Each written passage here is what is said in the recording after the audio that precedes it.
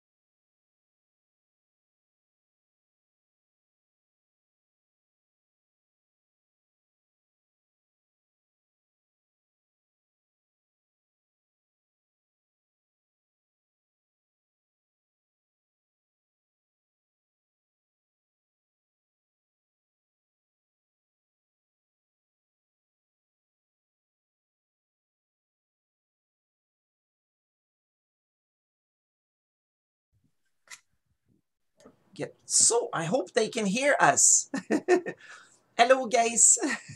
This is very, and we have Robert Miller with us too. So yeah, this is very kind of ad hoc, and it wasn't planned. It was something that Alyssa and me, we kind of spontaneously came up with.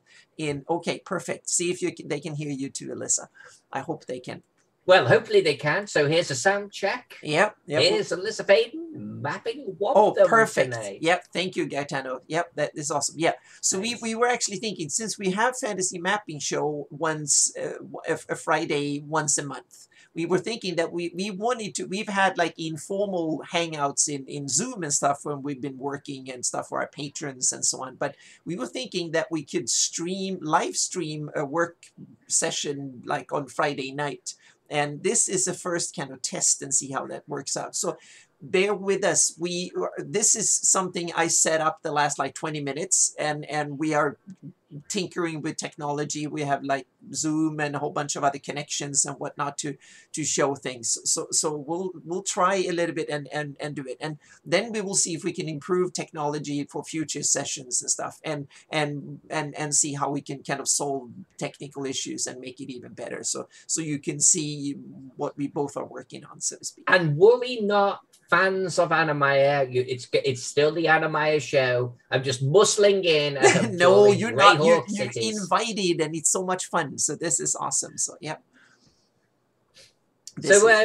Maybe Anna, go through cycle through the new sort of technology that we've got going on. We have so I have my setup, so you can say hi to me. And then we have my desktop. I'm going to work on some promotion stuff at first here. And then I have mine with stuff here. And then we have this one. And then we have, this is Alyssa's desktop, what she's working on. And then we have this cool one where you can see what both Alyssa and me. So I'm going to stay on this one for a little bit and see. So yeah, this is cool. Yep, to see if this works, so to speak. So you can kind of see and chat. So we'll see, and then we can switch between our desktop depending on your questions and yeah, we'll see. Right now it looks like I get a green sign here, so it seems like things are working, but we'll see here. Yeah, I'm about to mess with things a little bit because I'm going to let a guy called Scott into. Okay. Yep. Mm-hmm. So let's see how that impacts things. Yep. Yeah, I'm getting lag. I think it's because I have both Twitch. Oh, yeah. You get a lag. Twitch is lagging by 10-15 seconds because you're on Zoom. So Zoom is... okay. Oh, yeah. So what you watch in Twitch is like 10 seconds at least after, sometimes even more. It depends a little bit. So, yeah.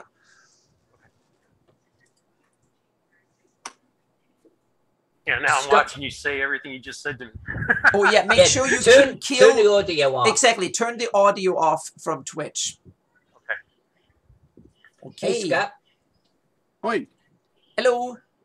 Hello. So, Scott, we are also streaming to Anna's Twitch channel. Exactly. Right, so it was something Alyssa and me, we cooked up and started doing. So I hope you don't mind, because otherwise I have to kind of kill the stream here or something. So, yeah. If seeing me online entertains you, I feel sorry for you, but watch it. Cheers, you got a drink there too? Yep. I'm going to have to wait for someone to refilm mine. Jack. So yeah, we're hanging out. There is a link in the chat, Scott, in the Zoom chat. If you want to click that and bring up Twitch, you'll actually see what Anna and I are working on at the same time. Yep.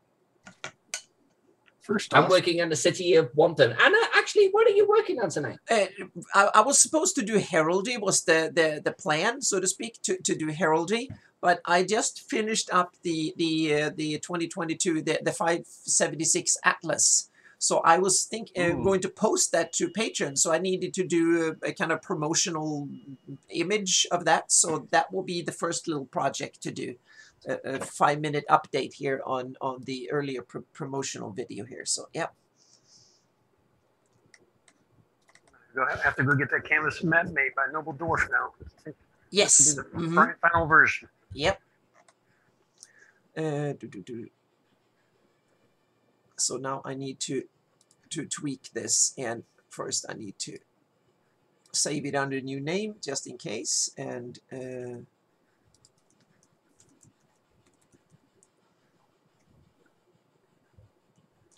how's Scott been? What have you been up to? Same old, same old. Too many meetings, and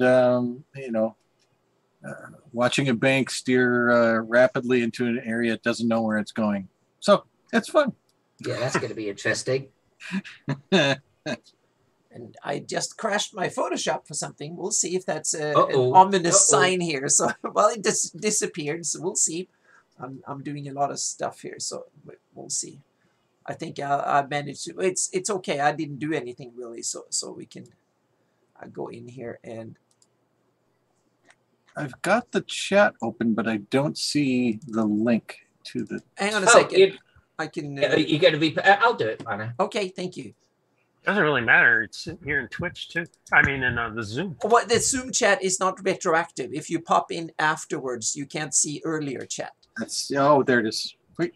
Yeah. Click that. Turn off the audio on it because it will just wake you out because it's loud. Right. Yeah. And then watch what Anna and I are working on at the same time. And then watch what Anna and I are working on at the same time. There you go. Yeah, that's the echo. So yeah, because you have the audio from Zoom in real time, and then the Twitch is like 10-15 seconds or so delayed. So yeah. That's so that they can bleep us out when we swear. Yes. Oh yeah. Mm-hmm. I wouldn't know what you mean, Scott. I don't swear. Even I don't believe that one. Come on, I'm a wallflower. Wallflower.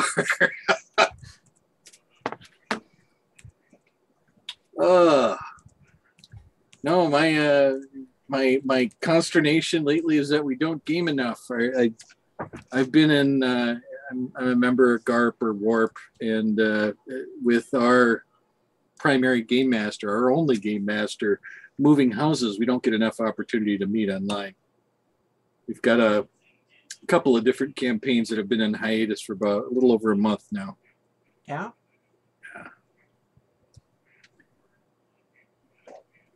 So I've been running Masks of Nyarlathotep for like the last 3 years. I saw your Cthulhu fan. Yeah. And then one of the group was like, I need to like me time. I've got some life stuff going on. I've got to drop out, but I'll be honest, I'll come back. Don't worry about it. But then her husband was like, well, I've got to drop too. So I went from a group of 5 to a group of 3. So I'm like, well, okay, I'll pause the Call of Cthulhu then, I guess. And in the meantime, one of the remaining 3 is like, I don't know if I want to game with you guys because you've had COVID in the past and I don't want to run the risk. So I'm like, okay, great. So my entire group is just dismantled literally overnight. It's the way of things, and it's sad. I've seen that happen so many times in gaming. You get a regular group together, and about the time you hit your stride, and things are going great, one little hitch comes up, and the group blows. It implodes. I don't think I've experienced it before. I've been really lucky on gaming groups. Like, like in England, I had the same group for like 20 years or something ridiculous, Mm-hmm. And then over here in America, sure, there was a little bit of shuffling, but then I had like a pretty good constant group, even if people dropped in and dropped out for like 14 years. Wow. I've been really lucky. So to have the entire group, fortunate.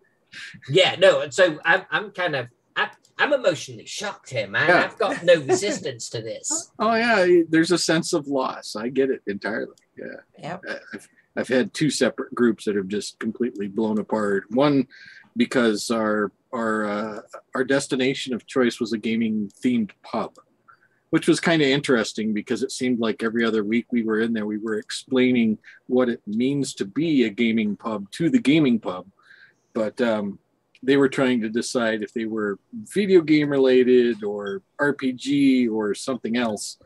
We were definitely the RPG mindset, but COVID killed that place entirely. A pure shame. That is one of the things, isn't it, about COVID, but that whole era really, like how it hit the small businesses, especially like that, where it's like you're just not going to come out the other side unscathed. The only ones that are doing okay, and I've got a small vendor near my house. Actually, they're only half a mile away. They have no physical presence, and that's kind of their saving grace. They sell everything online. They're an online retailer that goes to conventions in Wisconsin. So Badger Games, fantastic resource if you're looking for a lot of UK miniatures. Very few places here in the US do a good job of carrying them, but they have select lines they do very well in. When Rangers of Shadow Deep kind of made an appearance a few years ago, and they suggested a particular line of miniatures, Badger Gaming was the only place I could get them. And like I said, they're half a mile from my house, but I order everything mail order. It's just funny because I order it and the next day it's in my mailbox. It's like the Amazon of miniature gaming if they have it in stock.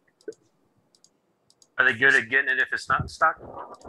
If it's not in stock, it typically takes a week or two, but not bad for international shipping and whatnot.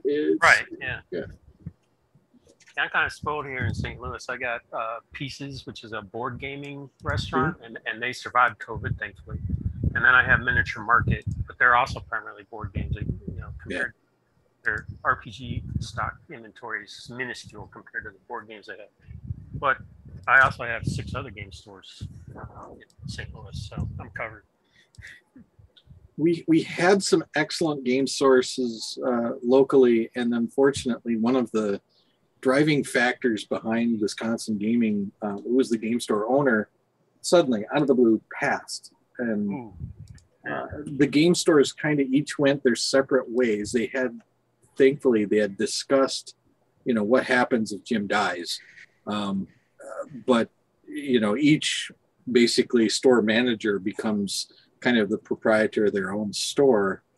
Each one of them had years in with the FLGS. Some of them have broken from the clan, and some of them are still claned up and working together. So it's interesting. They're still together. They're still doing a good job, but the locals that are really local to me, my true FLGS, did part from the clan, and it's a young couple that's making a great run for it. But I keep telling them, hey, you need to carry more RPG, and they carry more and more Magic because Magic is what makes them money. And I get that, but I've never been much of a Magic player, just not interested. I was until my kids grew up. Yeah. And then they all borrowed my cards, so. Did you ever get them back? No. No, I did not. I don't want them back either. Yeah. I only played it because I played it with them. Years ago, I worked at GE, and it was kind of funny because I had to confess to my coworkers I'm taking some time off to go to GaryCon. So I'm making my way to GaryCon, but right before I leave, one of my coworkers comes up to me and he says, years ago, I was one of the highest nationally ranked Spellfire players. I'm like, really? He's like, yeah, I even have a copy of the really hard to get, the James M. Ward card. I'm like, would you like to meet him? He says, what? GaryCon's really small, and I happen to know Jim Ward personally. He's a great guy. Come down. He'll sign your deck. He'll talk to him for a little bit. He really loves to meet people that love his games. And he was just too shocked. He was like, I don't know what I do. I don't know. I'm like, you may think of him as a paragon in the gaming industry, and he's a great guy, but he's a guy that happens to live down in the Lake Geneva area, and like the rest of us, he's got wants and dreams and current projects and frustrations, and you should come down and get to meet him. You'll like him. You'll like him a lot. Yeah. Yeah, I've talked to him several times, and he's great. Yeah. So a reason to go to GaryCon in North Texas is because all the old school guys go to those 2 conventions and get to talk to them in person. Exactly. It's fantastic. It's stuff you've been reading since you were a wee one. All of a sudden you're going, oh my God, you wrote that, and I read it and fell in love with it in 1978.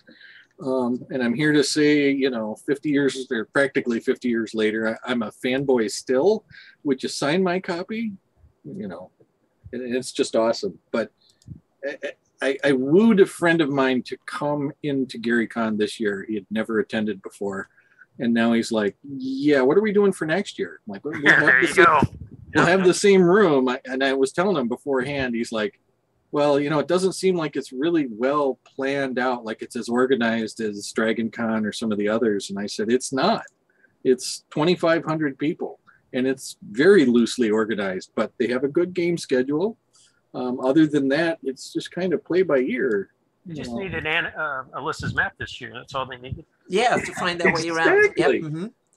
I love the ambience of GaryCon. GaryCon's one of my favorites for that. Yep, the whole sort of ski lodge thing. Mm-hmm. I love the central, bar area. I know I'm a bit of a lush, but I like it because it's a nice social area, and the gaming kind of splits off from that, and every room feels intimate. Yeah. It's kind of laid back, and it's laid back, and it's kind of it's cool. Gen Con is so hustle and bustle, and it's gigantic, and it has its own kind of charm, kind of cool because it's so big. But GaryCon has a feeling to it, and it's a small little, it's like a huge home game in a way, and it's exactly. Yeah. Mm-hmm. That's where I raise my fist and say, I remember GaryCon Gen Con when Gen Con was in Milwaukee. Mm-hmm. So and anyone who tuned in, this is it's me. I was supposed to stream me sitting working on maps for 2 hours, and then Alyssa and me kind of cooked up together, sitting and working together. So if you just rumbled in here, and so this is me, Anna Meyer, and I'm working on maps and stuff, and Alyssa Faden is with me, Rob Miller is with me, and Scott. I forgot your last name. Sorry. Neil. Scott Neal, yep. So we are simply bantering about role-playing games, mapping and stuff for a couple hours. So we will try and make this a little bit more formal in the future. Just Alyssa and me hanging out, mapping on Fridays, so to speak, just slightly. And then we have one Friday a month we have our more formal fantasy mapping show on Jay Ludgersenbach's channel, so to speak, once a month. And then we have some working. And we can switch in between, so don't hesitate to pester us with questions and stuff in chat, whatever. So I hope this kind of works because it's very ad hoc, very quickly put together. And Anna, I have to let you sort of field the questions of Robert. Just, if you see a question in the chat, let us know. We'll answer it. There hasn't been one for a while. Yep. Yeah, we scared everybody off now by being a little bit all over the place here. So I'm posting the 576 Atlas is done today. So I'm making a little promotional thing to put out there. So fantastic. Yep. So that's what I'm just gonna. Have you put a download link in the Patreon yet? No, not yet. That's what I'm using. You're this doing picture. with this? Yeah, this picture will be the headline for it, so to speak. So I'll post that as soon as we're done with the stream.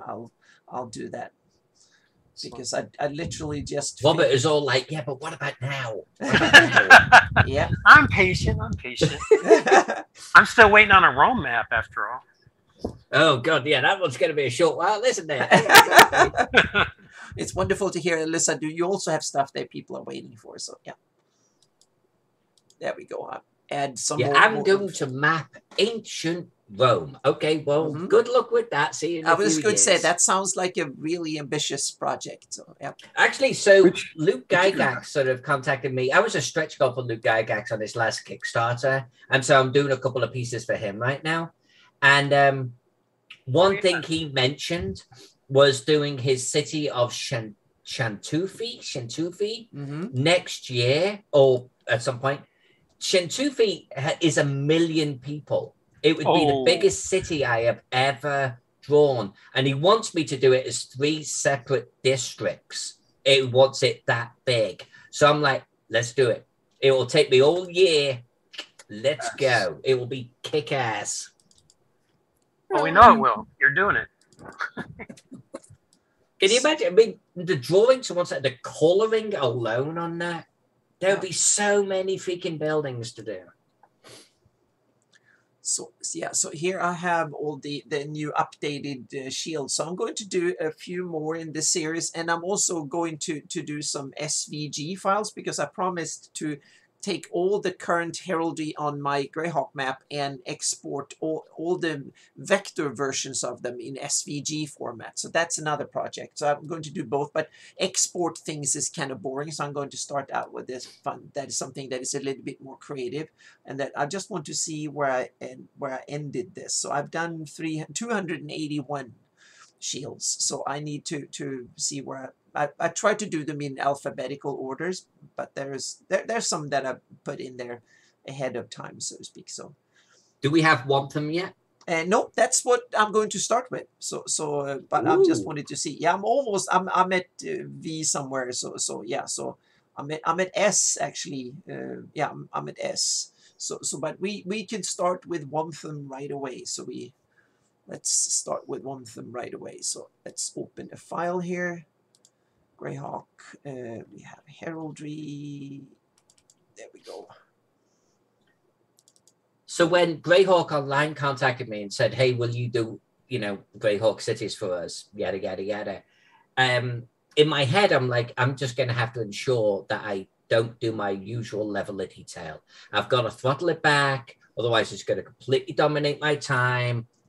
And here I am drawing little tiny windows and little tiny trees and bushes. And I'm like, that's not how you throttle it back, mate. Yeah, I was looking at that going, yeah, you didn't do that at all, did you? No, I did not.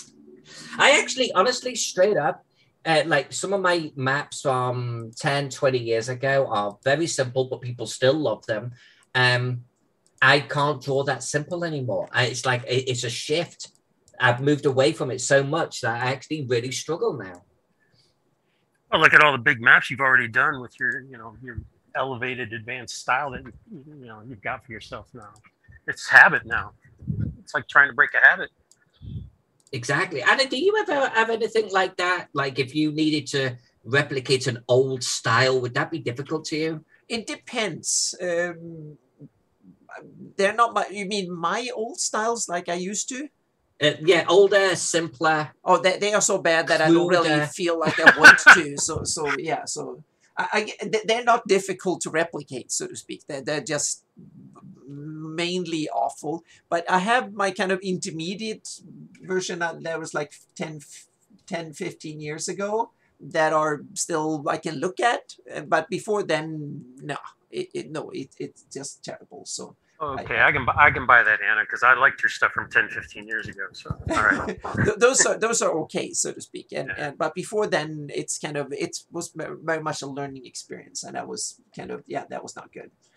So I showed them and I like to show them because people can say if I could learn to map, anyone can do it. So it's not a matter of me being particularly good. I'm just stubborn and keep at it until I get it right, so to speak. I think that's the trick, right? Yeah. Gotta be stubborn. Mm-hmm. Yeah, a lot of people think that, you just have to be talented. No, you just have to keep improving and working on it, and you can learn. And master the tools is a big thing too. I don't know if you remember me saying it to you on Facebook or not, Anna, but when you started posting one of these heraldry things on the Facebook group, and I said, man, Anna, I don't think you can get it when I'm thinking you can't get any better. And then you post this stuff and raise the bar, Thank you. But that's the whole idea, is to learn new things, to improve and look at yourself critically, and also to take on criticism and constructive criticism, so to speak. And so I really try to take in what people tell me, what's good and what is bad, and so on and so forth. So and learning is the thing, meaning it's improving and try to do things outside the box and learn new techniques, and I basically devote a whole day per week on learning new stuff. So that's the I have one R&D day per week when I do things that I haven't done before, so to speak, and experiment and stuff. That's the key. Excellent. And then I have one day when I'm not at the computer, and then I have some days so I have like a day doing new things, a day playing, a day off from the computer, and 4 days working per week. That's my schedule, so to speak. You still do your photography stuff? Not as much as I used to, but I want to get into it. COVID kind of killed that a little bit. For some stupid reason, they closed nature reserves for that was kind of the best thing to do, and they closed them too, which is to me kind of why. Wow. Yeah. Outdoors where you're supposed to be. Exactly. Yes, and a lot of them were cool, but I think it was because they were not manned, and so they had to close for staffing reasons. Most of it, I think. Yeah, I think that was the reason. Now we need to see here. I have one from somewhere, I think. Otherwise, I have to open the map and get it. We had a similar problem during COVID in our state, in Wisconsin. A lot of DNR things were being shut down because their income is, it's tax driven, and taxes were down because people weren't spending it. Yeah, that's true. Yeah. We have an excellent park system, and unfortunately it was putting some of our parks at risk. Now there's several that we're fighting to maintain and to keep. Okay, so here we have Womtham. So now I need to convert this awful looking contraption of a shield into so the first will be to find, this looks like a green kind of goat with a red tongue or something, and then a bow. So now I need to find, and thankfully I have something called the Armorial Gold Collection. So I'm going to look at, see if there's a goat in that collection.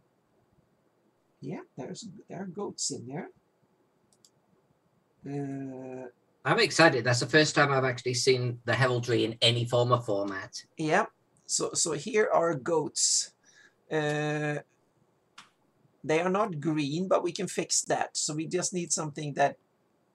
Do we have a goat that sticks out the tongue that looks like a good replacement? That one doesn't have wings, and it has a forked tail. Nope, that doesn't cut it. So now we need to take good old Google and see what we got here. Goat symbol. Yeah, this heraldry is another place where I got to see you do your, stepping up your game, improving your level of perfection. Because when you first started doing these were pretty average looking, I guess. Oh yeah, and they will just I just cleaned up the existing ones, or basically used them and tweaked them a bit and stuff. So yep, always striving to be better. That's saying that. I always try to. Yep. So let's see here what we got here. You two, Alyssa, don't think I'm playing favorites. I know you're not. I know you're not. The good thing although I will be honest, I don't set aside a day a week to get better, and I probably should, because I leave it to the last minute and I go, oh, this client wants something I can't do, and I go into panic mode. So Anna's got it way more organized than I do. Well, I do it full time, so it's become my lifestyle. So that's the key here. It's to make it your lifestyle. And one of the good thing when you do heraldry is that a lot of the old medieval original heraldry is in the public domain. So you can actually use some of that old stuff, so to speak, because it's so old that it is in public domain. So that's why I can Google for old heraldry, and then I can tweak it and make it into. So now I want to see if there is something to find, or worst case scenario, I simply have to start tracing what we have here and do some other stuff. The problem is that... What's your search criteria, Anna? Goat with one tail? No, I simply put in goat symbol heraldry, and that gives me a wide berth, so to speak, to go. The problem is that a lot of the goat heraldry is demonic, is kind of diabolical and stuff like that, because goats were...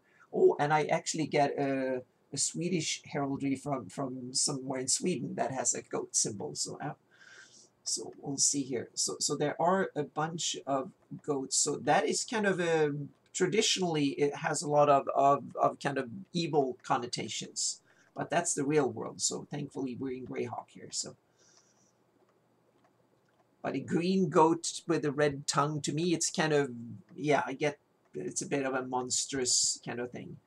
But I'm still thinking maybe we can't. Why can't we tweak one of these? Hang on a second. I'm going to put that in here, and I'm going to use this one, the rampant winged one, and then we'll see if we can tweak this one.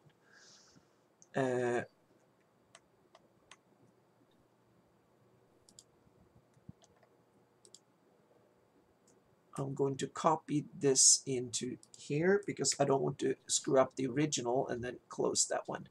The Armorial Gold is a collection of heraldry graphics that you can buy. If you Google the Armorial Gold collection, it costs a little bit, and it comes as a downloadable, like 1,000 or 2,000 images, and they are all in vector format. But they are in, I think it's called Windows Media format. That was a Corel-based format. So they're compatible with Illustrator to a degree, so they're a little bit iffy format. So it's a bit old format, but you can import them into Illustrator, and then you can kind of do things with it. So I'm going to... Say that format again? WMF format. I completely forgot about that format. Yeah, I think it's it was Corel created, and this is me going from memory here, so I might be a little bit off, but I think it's Corel created that as an import-export format. That was an open format that others could use, so to speak, that could import-export stuff into Corel Draw and the other tools. And I don't think it caught on that much, but it was big in the 90s for a bit. So now I can actually start deleting the wings here, I think. And yeah. So, and this is one of the problems. The background here is kind of, it's one big black blob. So that means I have to start taking the eraser in question here, and I basically have to start erasing the black blob here. There is another way around this, and that is to take it into Photoshop, and I probably have to do that later on, but I'll try and keep it in vector if I can, because there are some benefits to have it in vector, because then you can scale it up and down. But if need be, I'll take it into, and we'll see here. I'm not sure this will work. It's kind of an experiment, but we'll see. It's a good looking goat though. Yeah, it is, but I'm not sure. We need to we need to tweak it so it goes the other way, and we need a forked tail, and it needs to be green, and we need to straighten out things. But that's why. So Womp Thumb's goat has a forked tail. Yeah, it has a forked tail and a red tongue, and the red tongue we can fix because there's a little bit of a beard here that is red. So I'm going to convert that into the tongue, and then I'm going to tweak the horns a bit. And there is some beautiful kind of cool or really functional things in Illustrator. That's why I want to keep it in vector. So, and one of the key things when you do stuff like this is that you make copies. I have an original over here, and now I'm going to copy that one over, and I group that one, and then I work on this one. And now it is time to go in here and let's see if we can tweak. Now, I'm going to test and see because I'm not sure how this will work really, but I'll group this. And there is now, you can actually do a puppet tool, a puppet warp tool. So what I can do is I can put, hang on a second, what we should do first before we do that, we should import the original.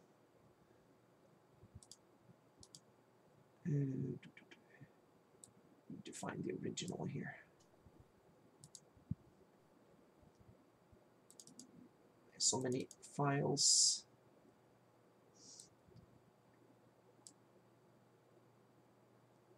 Sorry for this taking a little. Here we go. Part of the process. Yeah, it's working session, Anna. That's the whole point, right?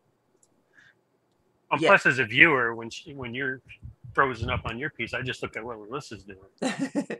Okay, good. Yeah, goat required to be green. Well, that's the interesting thing is green and purple are kind of contrasting colors, But I agree, it's not the most beautiful colors. So we can see what we can do, but I'm going to start with the original colors, and then I'm going to tweak from there, because I want to keep as much of the existing heraldry as possible and tweak. So that will be my starting point to try and replicate it, but in better quality, and then tweak it from there, so to speak.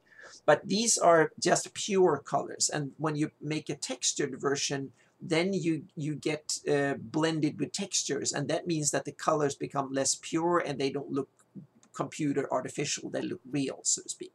So there's a lot of heraldry that I thought looked awful to begin with, but once I got them into a textured look, then all of a sudden it looked much much better, and hopefully this is it. But now we need to tweak the goat here. So what I'll do is to transform this and reflect it, and there we go. So we switch it so it actually facing the same direction as we want it to. But this goat has a little bit of like a dragon head and stuff, so that's something we might have to do more Photoshop work, or we'll see. Now we try to see what we can do with the horns. So I'm going to do puppet warp tool. So I'm going to put a little thingy there, and then I'm going to put another there, I think, and then I'm going to do this one. And now I can actually tweak this is the beauty of vector stuff. You can actually go in here and tweak the image here, and now I'm going to create another one there. So now we can actually go in here and tweak the horns until we get them to lay down properly. And this is a bit of a, because it kind of doesn't work as you intend it all the time. It becomes a little bit weird, so to speak. But now I can actually do this, and I can create a look, and now I can rotate. Oops, that was not what I intended. Oops, it's kind of sensitive at times. So, and now I'm going to put one here because I just want to rotate the head and not the rest of the body. So now I can go in here, and now I can rotate the head. The same person is giving you a tip on getting forked tails from lions. Yeah, exactly. We can steal a tail from somewhere else, and now we can actually go in here and make the something like that. And now we get like one of these cute little funny mouths. So we have to do that in Photoshop or something. So this one has more like a griffin mouth or something. But so we probably need to redo that, retouch that in stuff. So this might not really work. So let's do. If you touch up in Photoshop, can you actually still then keep the vector-like aspect of it, or is it lost? It's lost, so I have to vectorize it again, so to speak. Take it into Photoshop and then make a vector version again. So, but I want to keep vector as long as I can, so to speak. And now I want to have. So I'm going to hang on a second. I'm going to move that thing here. So now I'm probably creating too many here. So I'm going to see if I can make there we go.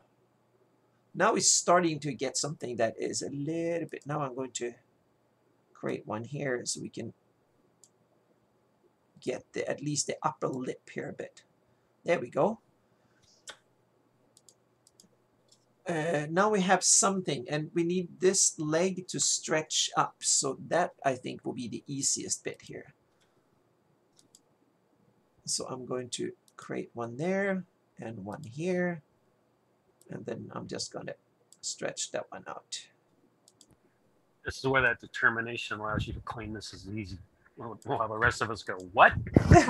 I'm glad you said it.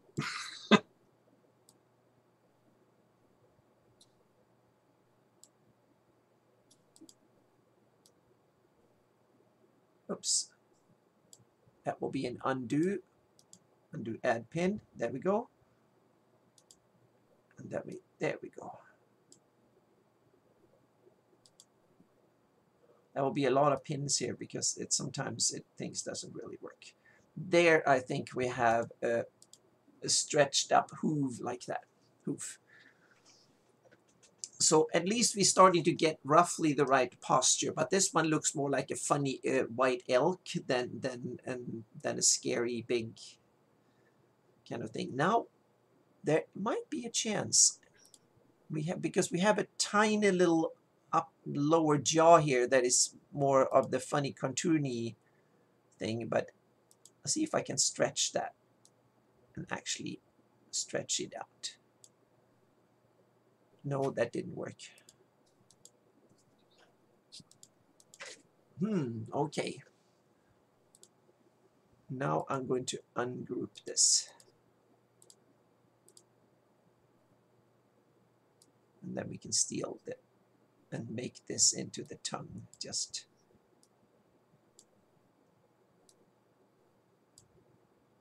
and it might not be a tongue, it might be a little bit of fire or something, but I think it looks like the tongue. So I'm going to just keep it like this.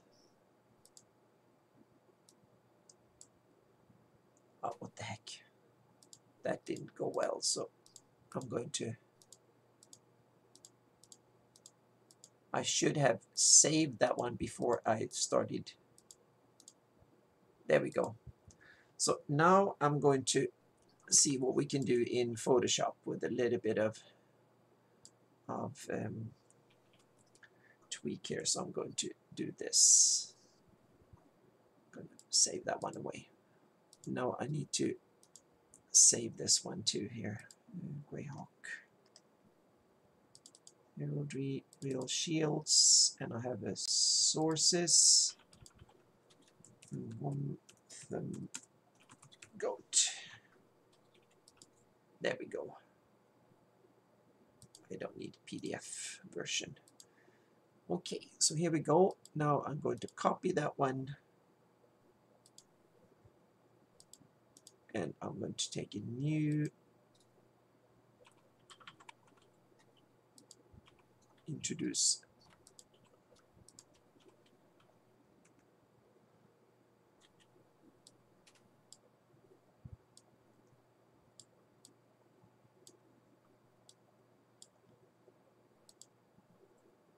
Okay, now we have him as a smart object in Photoshop. So again, I'll duplicate, I'll lock that one in, and now we create a raster, lock the position, hide the bottom one. Now we can start experimenting here and see what we can do. It's a little bit, but I think it will be, first we'll see if we can get rid of this saddle here. And there, before you do anything, you can just see what we can do by just pointing it out and let Photoshop's AI work its magic, and we can see what happens. So we just do this and we fill and have auto create. For the most part it works. So I'm going to deselect. Now it's time to just remove this bit here. See if we can get it right. No, that didn't work. Okay, so now we have to go in and do some manual work here. This is a tricky operation, so turning him green is probably the easiest. Now, and this is not something I'm a real expert in. I'm tweaking and working. We can probably do a little bit of brush work here instead on a separate layer. Texture. Here we go, and I have to pick the right, there we go.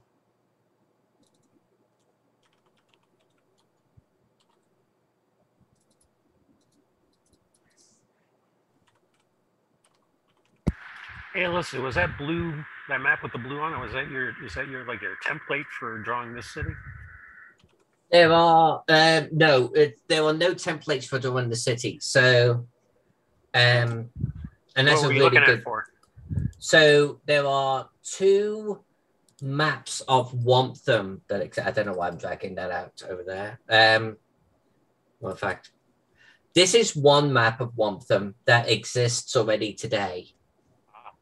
And you can see that it looks too small for a population of 20,000 people. Yeah, it looks like maybe 2,000 people. Right, it's really, really small, right?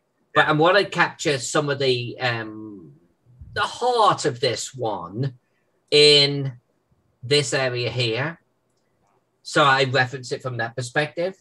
But then also there is the one that I just brought up, which was this one. Yeah, that's the one I spotted. This was a fan-made Wantham city. Mm-hmm. And you could see it's just purely roads and maybe it's some markings for POIs and that type of thing. And a different type of heraldry than the one that Anna's working on right now. But what I thought, it'd be kind of cool to do like a doff of the cap to this. So what I've done, like I'll just sort of move mine kind of, let's not do that. I thought it would be kind of cool is like, they've got this Beggar's Gate. I actually have the names of these. They have like Beggar's Gate here. So I've added a Beggar's Gate. In the north part of the city, they've got these named locations, 1 and 5. So I've kind of drawn them in on the map as well. They've got a wall going across here, which I didn't originally have. And this gate is named, number 11 is named. So I did a wall going across, which will enable me to name that. So what I wanted to do was, they had this concept of this circular section here. And I wanted to emulate that here. Again, as a kind of a doff of the cap to this fan-made artwork. On our last mapping show between Anna and I, someone in the chat suggested a circular area for guild houses or something. I would have to check my notes. So when I saw this, I was like, you know what? I'm going to do this circular area because someone in the fantasy mapping show mentioned it. We had this 4, 7, and 8. I've got a 4, 7, and 8. So I've kind of like, it's just really doing an homage to these other fan pieces. Okay, yeah, and yeah, I hear you, David. I'm going to tweak that when I don't really know where to go in and do it while the live stream. So definitely, I'll learn how to do that. Normally, I got it up on the special window last time. So, but thank you so much for pointing it out. Yeah, and Phantom Jen, welcome. Hey, Phantom Jen. Jen. And Kfir, hi Kfir, welcome. Hey, Kfir, we were talking about bringing you on the show. Yep. Yep, we're just doodling and work. I'm working on heraldry for Wantham for the same city that Alyssa is mapping at the moment. So, yep. So I'm converting, upgrading a goat from the Almorial Gold collection and tweaking it, and now it looks like Rudolph the reindeer with a happy overbite. So we'll see what we can tweak with this. So. Here is the original, so I need to tweak. I'm going to do this. You guys have to remember this one. You have to remember this one. I'm going to open this one on another screen. So I have it on my screen here on the right. So I can actually look at it, and then I'm going to go in here and tweak it. And before I tweak it, then what you do is that you do this, and I copy merged, and then I go to the top, and then I paste that in place like this, and then I hide the other ones, because now I work on a copy. That's the rule. Save and then work on a copy. Copy the layer and work again and work. So don't screw up the original piece, so to speak. That's one of the key things here. So now we can see what we can. Now I will try first to do the same thing I tried to do in Illustrator, but this is on pixels and not on vector, so it works a bit different, but we'll see. So first, before we do that, let's sketch out roughly where I want it. So I'm going to just create, and this is one of the tricks here. So I create a white layer, and then I mask it away. And the reason I pick white is so I'll give it a color overlay. So I go in here and create a color overlay, and I usually take purple or something that I know will not be in the final image, because this is just an idea to get it. Now I can just go in here and start sketching it out roughly. Or even better, what I'll do is that I can just bring in this thing here. And I bring that one down to here. And now I can just go around here and move this to wherever I want to trace it. You should read the last couple of comments about upgrading goats. Goat updating service, yes. That's awesome. Yep. So we are goat upgrading today. Yep. So I'm going to tweak it a little bit here. So we should probably not rotate it that much. We can probably keep it roughly. I think we were probably in the ballpark to begin with. Yeah, so, yeah. Yep. So I'm going to do it like this. And one of the other tricks, if you don't want to use, you tone down the opacity to this much so you can see the background through it. And then you go in here. I just want to have the size, target size right here. So I just have to, I should have just taken the little piece of the stuff. That's here. awesome. Yep. So now I can just go in here and work from the original, and just, now we're starting to get the ballpark here, but a little bit bigger, I think.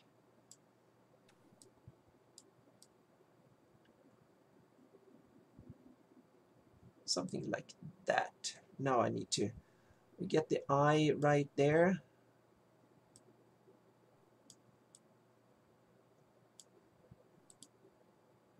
That's an idea. But sometimes, instead of having it blurry, I can just go back and forth here a bit. And I usually do it like this, so I can just get a feel. And then I just go in here and start drawing and I need to bring up this. And now I just need to. Would it help to maybe do it more based on the chest area rather than the legs? Maybe that help it line up a little better. Yeah, now I just need to start doing this and just get that kind of beak-like thing and go back and forth a bit. And I realized, see, that was way too big.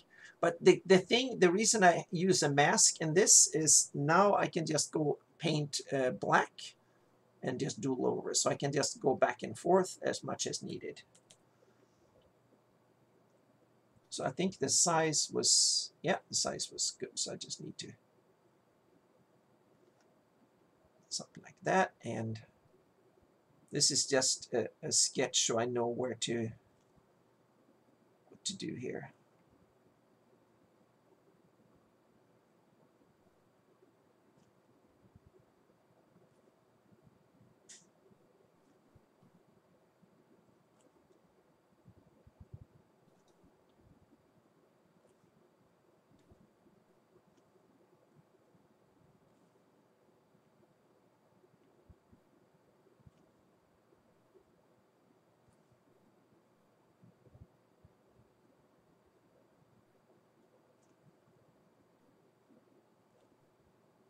Okay, so that is now I'm going to lower the opacity. So there we have something roughly in that ballpark to aim for, so to speak. So now we're going to take this and I'm going to duplicate. Now I don't need to have the original there. So now we can take this and see what we can do. Now we should be able to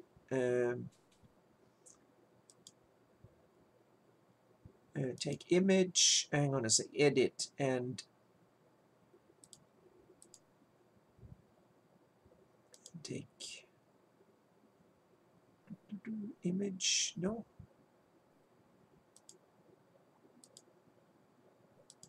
There we go. Free transform.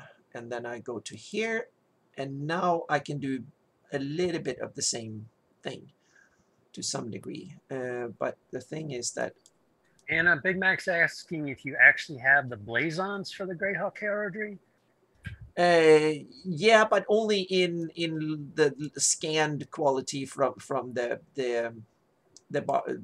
various sources, so to speak. So they are in terrible quality. So I basically recreated them from scratch, but that's also one of the rules, because I don't want to put any scanned images or anything like that. I want to recreate and make my own version of all the heraldry. Well, with how awesome it's been turning out, I'm not going to complain. Thank you. So it's kind of, yeah. This has a little bit of, okay, so we go in here again.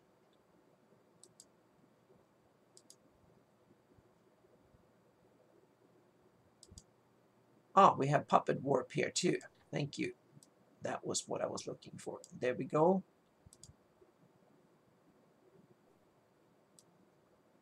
Well, come on here. Ah, okay. So now I need to put, there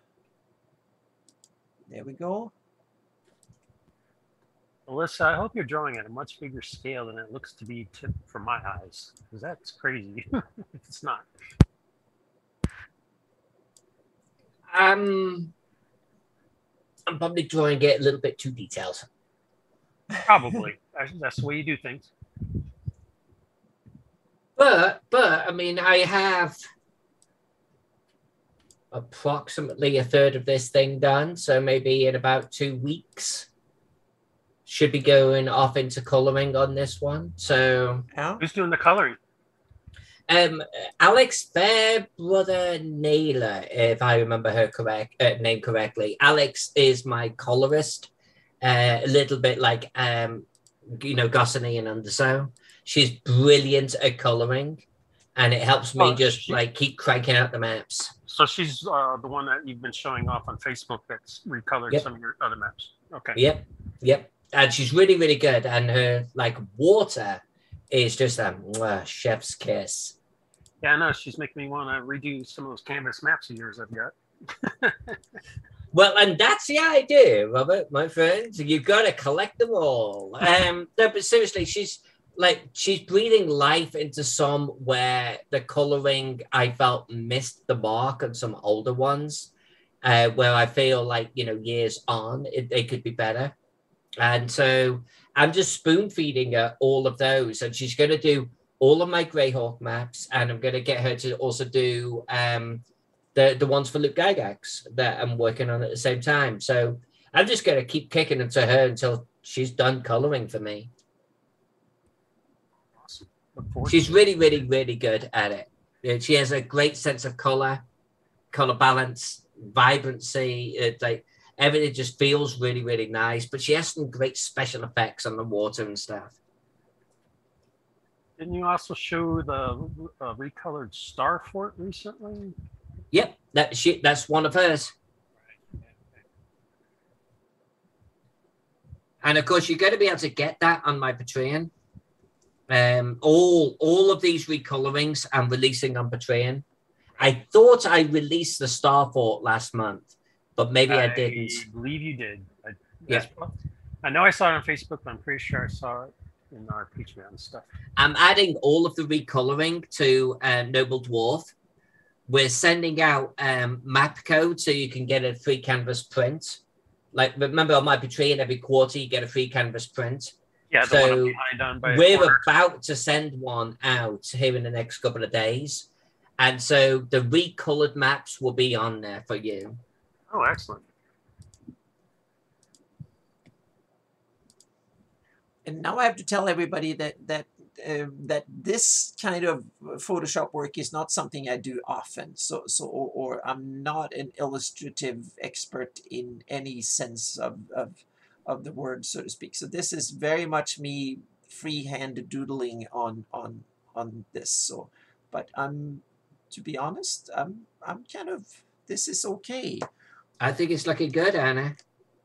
This might actually do the trick. We have to make him green eventually and give him a forked tail. So this might be more interesting than I thought. So we need to, and it needs to vectorize it in the end. So now I'm just,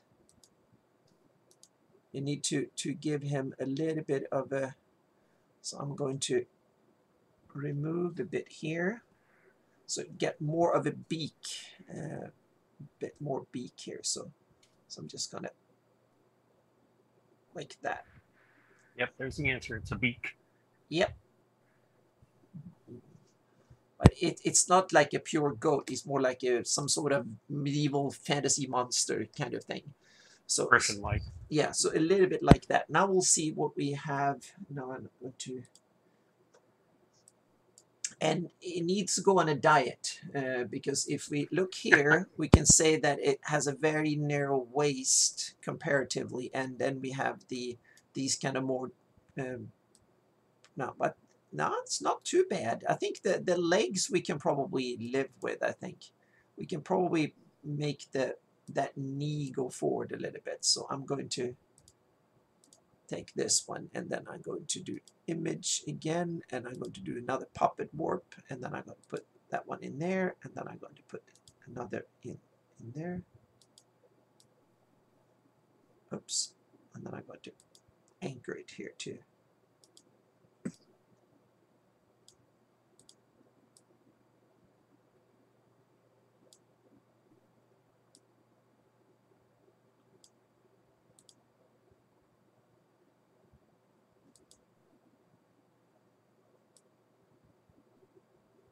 There we have a bit more of the same. And now I'm going to put a puppet warp in here and one there. And I'm going to raise that one up and put back the head there. And I'm going to put one in there.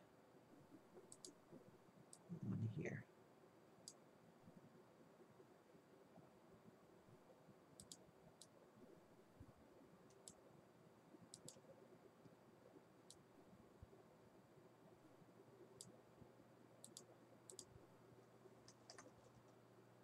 Yeah, I think we're,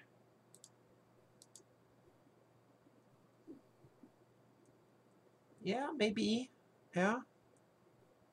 He looks definitely more monstrous and not as funny, happy merry-go-round kind of goat. So, but yeah, it's getting there. It's getting there. yeah, it's kind of a goat from hell. I guess that's the idea or something. So I don't know what the symbol is, but it's the reason I think is someone was lazy and just took one of these green hellish goats from some heraldry and just slapped it on there without thinking too much. That's my problem, is that a lot of the Greyhawk heraldry is done without much afterthought or pre-thought or much kind of idea. They just needed something and they slapped it in there. Took whatever little clip art they could find and put it in there. That's my theory.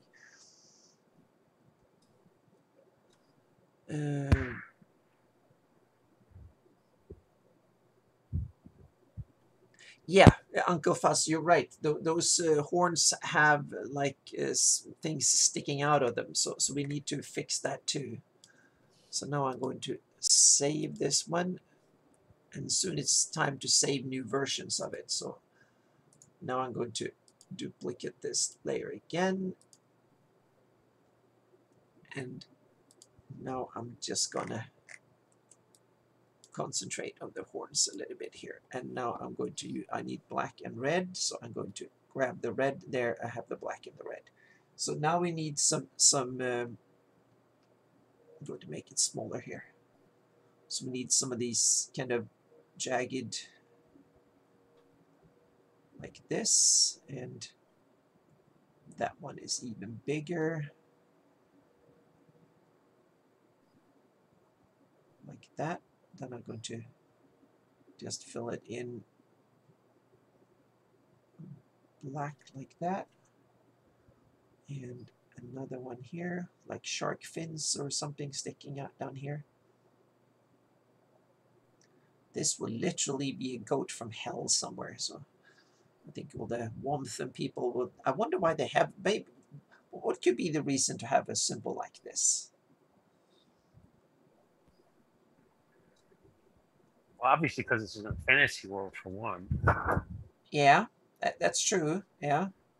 So it could be a demon of some kind for some evil knight or whatever. Yeah, but well, I guess they could be. You want to appear to be cool or have a tough symbol or something. So yeah. It could also be like a shield of a paladin, and that's the kind of creature the paladin goes around hunting. Oh, that's true. Yeah, the creature, it's it wants to kill or something. Yep.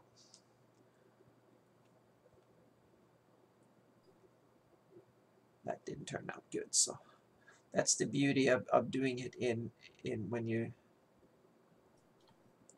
working on a computer, you can actually undo things. So now I'm going to just add a little bit of the red here so we can just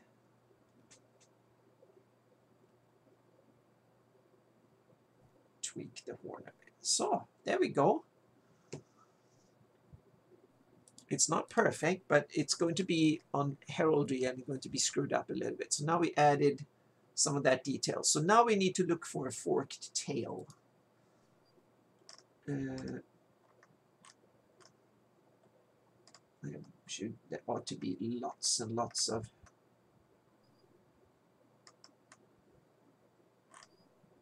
Hang on a second. We can probably look for that in Armorial Gold. So I go in here, and instead of goat, I'll look for a lion. That wasn't much. Griffin. No, okay.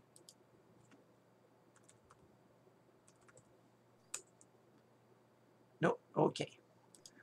So then we go in here and start looking for things.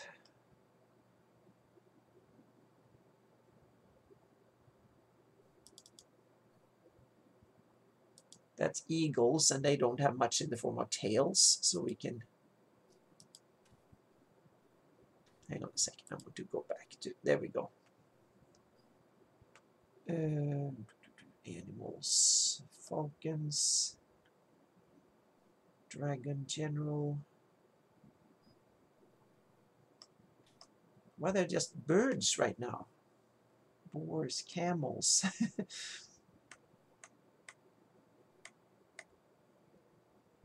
Now I need to go in and mapping. Greyhawk. We have Herald here somewhere. Yeah, Greyhawk's definitely gender equal. There's female rulers, female knights. So yeah, they would inherit. Yep. They would inherit heraldic arms as well. Let's see here. We have, there should be cranes, crosses, designed dolphins, eagles, falcons, fish flora, foxes, griffins. There we go. Griffin generals. Here we go.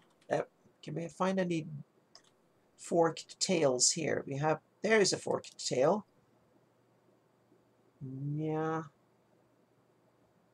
That didn't look the part.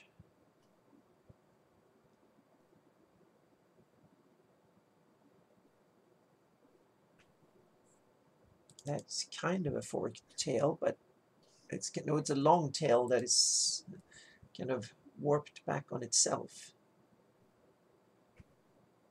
No, I think we can skip the griffin heads. Is probably not going to. No, that's just the heads. So we skip the griffins were nothing. Okay. There should be lions somewhere. Yeah, you'd think they'd be more plentiful. Yeah, lions should be everywhere. Where would lions go? Cats, domestic. Hey, Alyssa, somebody is asking if the Royal Mint of Nairon made it into the map. Actually, that's a really good point. Yes, There is a mint here. He is really, yeah, he's really into this. He's a Nairon expert. Yep. So you should definitely take. I think maybe inspiration. I think maybe near the original keep. Yeah, yeah, they keep that close to heart, so to speak. They don't. All right. Yeah. So I am going to make a note right now for Royal Mint, and we will make sure it gets into the map. Eagles, elephants. What happened to the? No, I skipped this. Now we go to.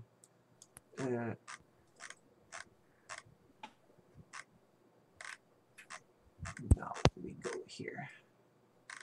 See if we can find any double tails. Royal Mint and City Watch HQ. It will absolutely be on the map. Okay, let's go here.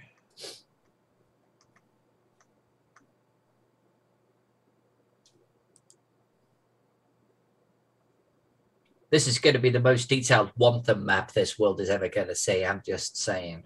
Yeah. Well, anybody who knows you knew that was going to happen anyway. No one's going to follow this, Robert. No one's going to follow this. I don't mean that in a big-headed way, but Wantham, I don't think anyone really ever expected Wantham to get this level of treatment. Yeah. Well, now that it is, it will become a more popular city in people's campaigns. Yeah, I kind of want to play here. I've got to be honest with you. It's a cool-looking city. Yep. We don't have that many forked tails here. I'm looking. I'm actually surprised, Anna. I thought all of them had forked tails, but now when I'm looking, it's not that many. I found a couple, but they have shading under them, so I try to avoid them if I can. Is shading difficult to work with? Yeah, it adds difficulty. Then I need so if I can avoid it, that will be good. So we'll see here. Von Melku, I'm sorry if I'm slaughtering this, says apparently the city's close to the Flinty Hills where almost all the metal resources of Nairon are located. And then Grendel Wolfslair points out that this city's namesake is Tom Wham. Yes, it is. It is. Wantham is Tom Wham. I kind of want to hand a canvas print of this to Tom at some point. That'd be cool. I'm sure he'd love it.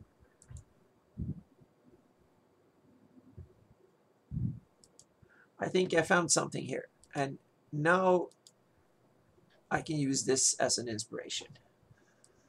And now I just want, and you can see that this one, both tails goes in the same direction, but this one doesn't. So we need to tweak that one over on the other side. But that's something for us that we can tweak afterwards. Now I just need to get rid of. So what I do first is I go in and do a levels adjustment on this. So I just squeeze it out into basically create a black and white from this. There we go. And now I can put this and I take a pencil so I get a hard mask because I I just want to get rid of the stuff that I don't need. So just paint away and concentrate on the tail here. You're probably right. That's probably a tuft fur, not an actual split tail. Yeah, it's exactly some sort of tuft here. So I'm just gonna. There we go. Big Mac is asking us, are you going to do a tunnel under the river for defenders to use if that bridge is attacked? Can you even show a tunnel under there? Have you done tunnel? Tunnels? No. Entrance, maybe? Yeah, but would it be clear enough to somebody who doesn't really know your style to figure out it's an entrance to a tunnel? I don't know how you could do that. We have ways. Oh, in fact, you know what? We've got some ways. I'm sure you do. You've got quite the repertoire.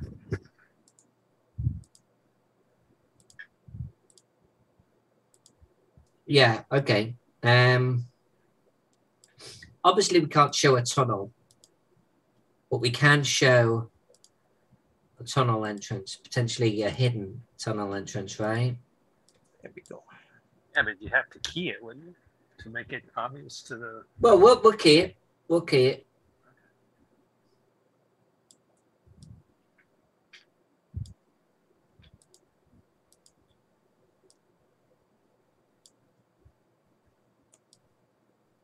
Oh, look at Lord Gasumba's jealous. Yeah. That's, You should be jealous. that's awesome. Yep. So here we We got the entrance to a tunnel. It's on. Okay, cool. Yep. You can't see it at print scale. Well, it's very, very, very tiny, but that's okay because it will be marked on the map.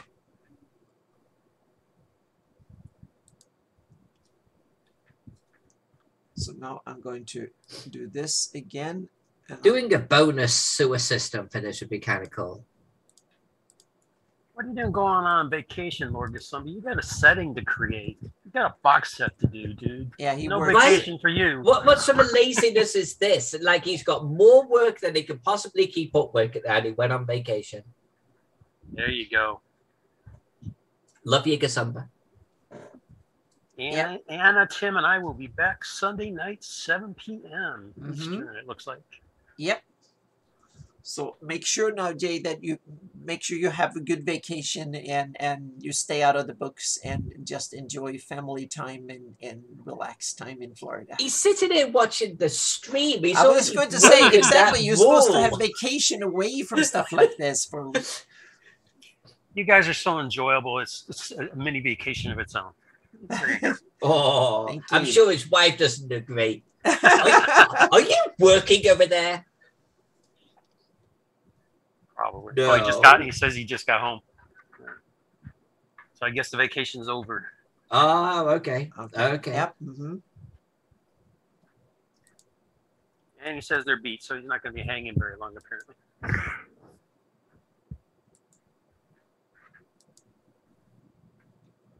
Well, I hope you had a good vacation, Jake.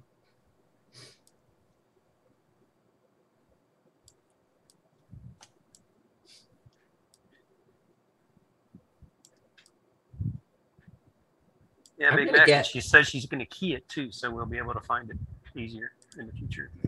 There will absolutely be a key for this. I don't know quite where I'm going to fit the key on, but it doesn't have to fit on it, does it? I can have a separate key. Yeah, they can like do a separate page for the key or something. Yeah, exactly. We'll have a numbered, unnumbered, and a key. Yeah, get that box set made. I'm looking forward to it. I'm talking to Lord Gasumba. I know you're helping big time on that, and I remember that from the stream I watched. Oh yeah, I'm keeping a close eye on the terrain and what the place looks like, so to speak, in visualizing it. Yep. Hang on a second. In case you didn't say it, he said they had a very good vacation. Good, good.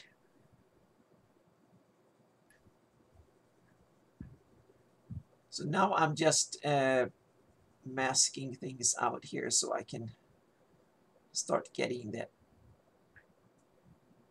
tail that works. Hopefully works here. So there we go.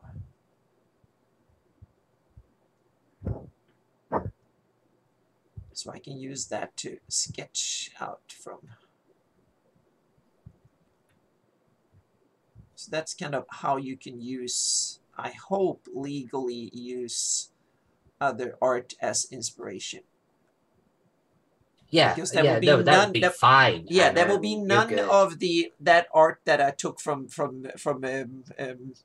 the internet, so to speak, will not be, because the Almorial Gold, I paid a license to do that, so that is perfectly legal. I paid a license to a commercial license for the Almorial Gold, so I have the license to tweak and do stuff. I can't give you the raw files, but I can tweak and then then use that in my final stuff. So now we have a kind of a model for the, and if we look in here, and not too bad, but that one looks a bit sad, so we need to tweak that one a bit. So I'm going to apply that one, and I'm going to apply that one. And then what I'm going to do, I'm going to merge these two layers together, and then I'm going to apply a new mask and mask off the white here. And that way I can start using that puppet thingy again and put these little pins and then tweak the thing and make it stand up more upright and not be so sad. There we go.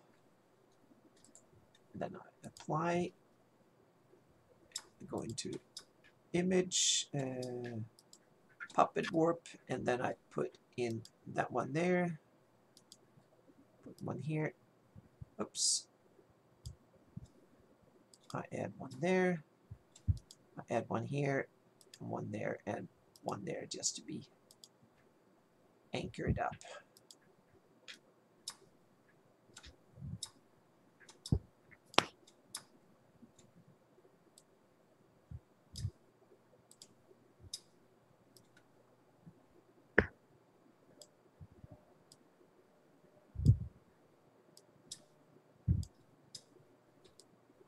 Now we can switch it down here a bit, and it works almost as good as it does in Illustrator, but not perfect. But this definitely don't need to be perfect because it's only going to be a reference, and I can tell that I made it way too perky. It needs to stand out like that, but it's okay. So do one more puppet warp here. Put that one in there, and put that one there, and then, oops, now I need to remember that these disappear. So I just need to go in there and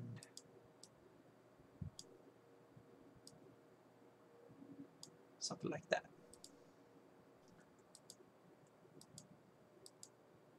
Okay, now I need to just use that as an inspiration. So I'll put this one in here. And I just overlay it that way. To be honest, I could just have used that as an inspiration from the get-go. It's kind of was a bit overkill, but we'll see here. So I'll keep both, but I'll tone down the layer here. Okay, now before we do anything, I need to get rid of that little tuft there. So I'm going to mask that away.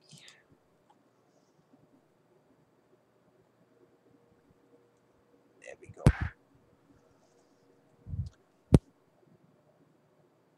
Okay, now I create a new layer, and then it's time to add some white and black, and then start sketching it out here.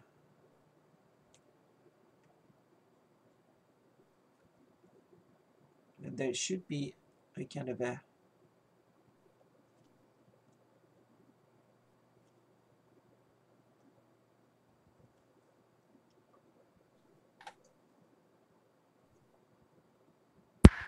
Nothing wrong with looking like a displacer beast tail.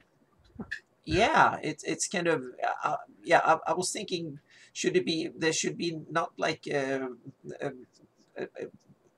kind of a poison fang or something like that, or like it doesn't have a stingy tail. It should be a bit like a hairy tail here, like a tuft or something. We'll see. I don't know if it's, yeah. It has some furry bits here, so we need to sketch this out here.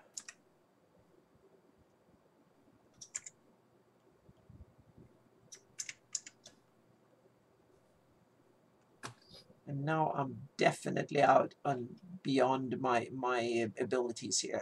I can sense it, I can see it, I can feel it. So and this is kind of terrifying to sketch like this live. So I have to remember there's no one watching and stuff. So yeah. Yeah, it looks like a Displace a Beast tail, but maybe this is a goat from hell, so maybe we can have a Displace a Beast goat from hell. So yeah. Fantasy world, anything goes. Yeah, that's true. Someone can come up with the okay, now I'm going to remove all the stuff, and we can start seeing here. That's definitely a Displace a Beast tail.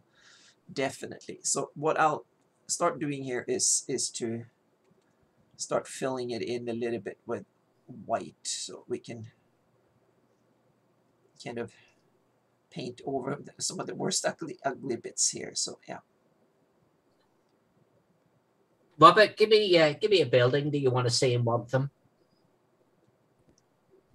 I'd have to know what buildings you got there already. No. No, your building. Your building. Is it a bar? Is it a Mage's shop? Tower? You got a Mage's Tower yet? No, actually. I need to make a note of this. I need to make sure, because we've got to get an elven influence in here. Got to get a little bit of dwarf. And we've got to make sure that we accommodate for the druids that used to be here. Gotta have the city's wizard tower. And some gnomes too. We should, because Gnomes. the Flinty Hills yeah. have gnomes. So yeah, so gnomes and some gnomon and some elven influence as well. Need to make sure that's in here. Yep. Do enclaves for them. Yep. All right, wizard tower. Let's do it. Yeah, that's what Anna said. It's full of the Flinty has gnomes. Yep. Yep. So we have elves in the Gamboge or Gamboge or however you say it, and gnomes in the Flinty Hills.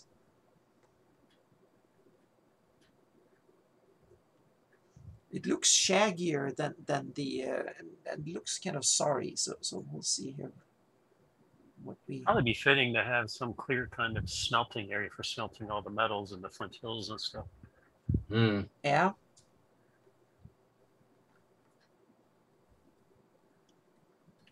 Do you have an obvious smithing area, by the way, that you can do? I don't know how detailed you want. Well, you're Alyssa. Of course, you want to get detailed. Yeah, because you could do a little building. You can get little sort of chimneys on it with little smoke coming off it. No, we could totally have a ball with that type of thing.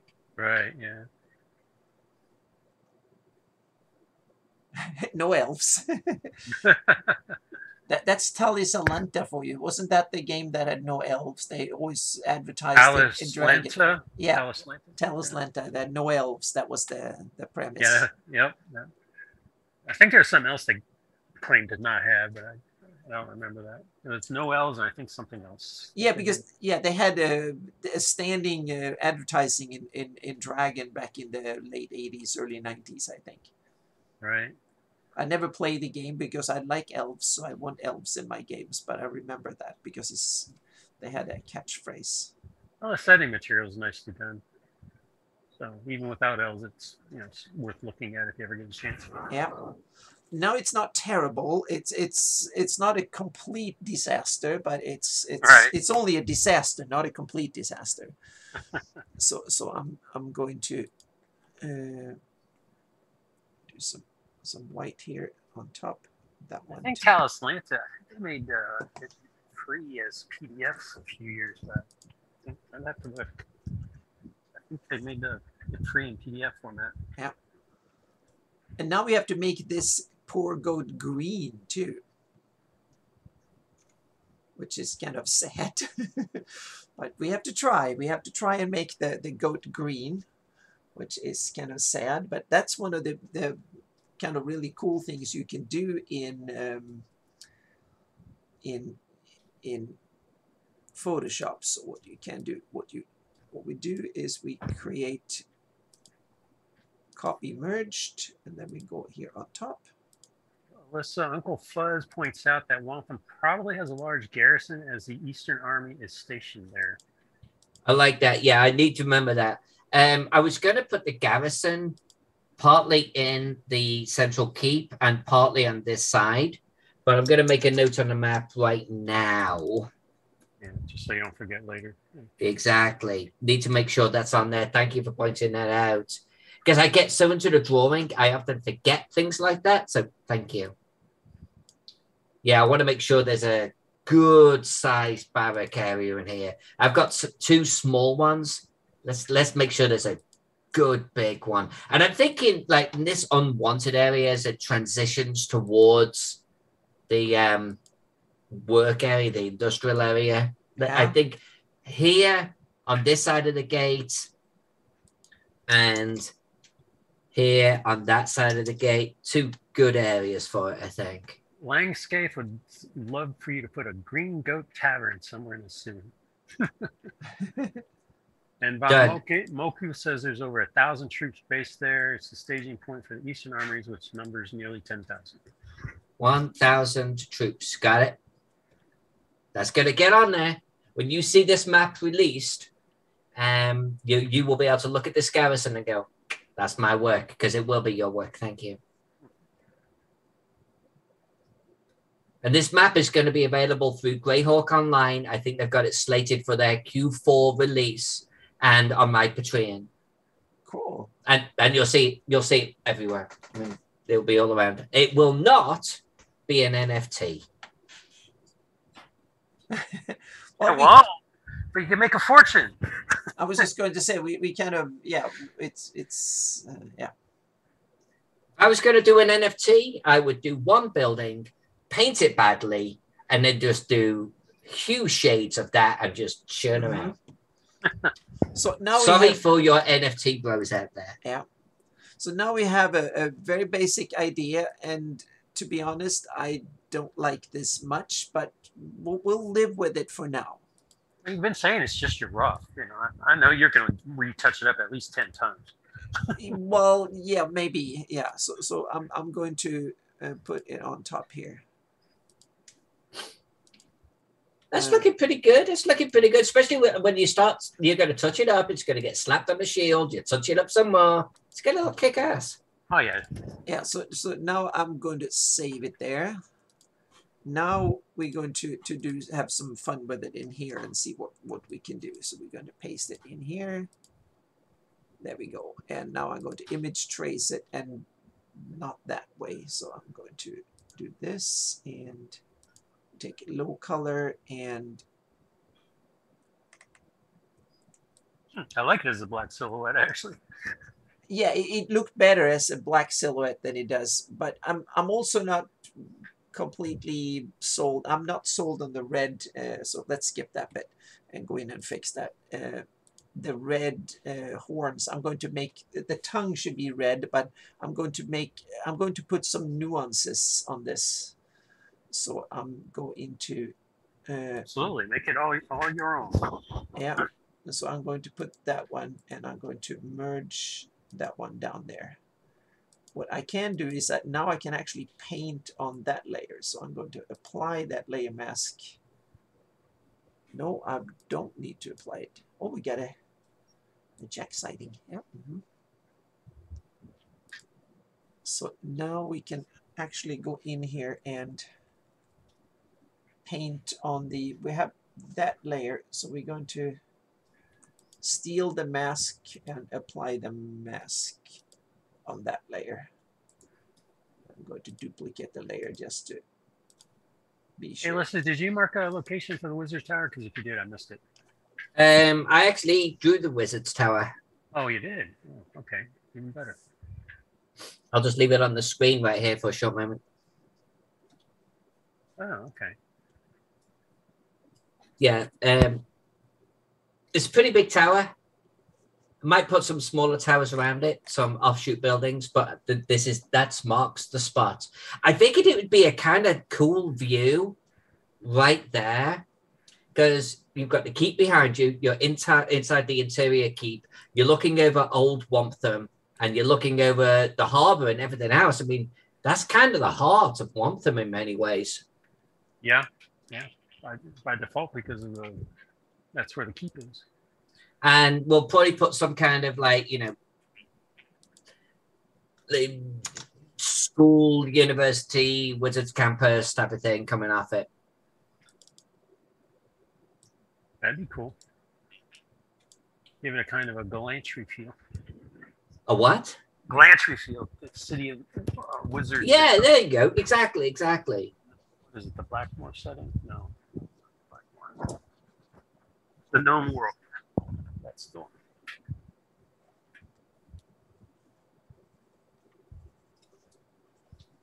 I got a bit too much Santa feel with the red hoofs and stuff, so I'm going to go with the more kind of that way. And then we need to do something with the eye too here. So we need to make it stand out more. Yeah, we need to tweak the eye here. So I'm going to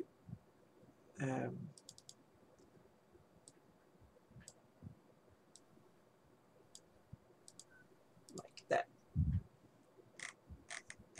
And this will be tricky, so I'm going to go in here and hand paint this in.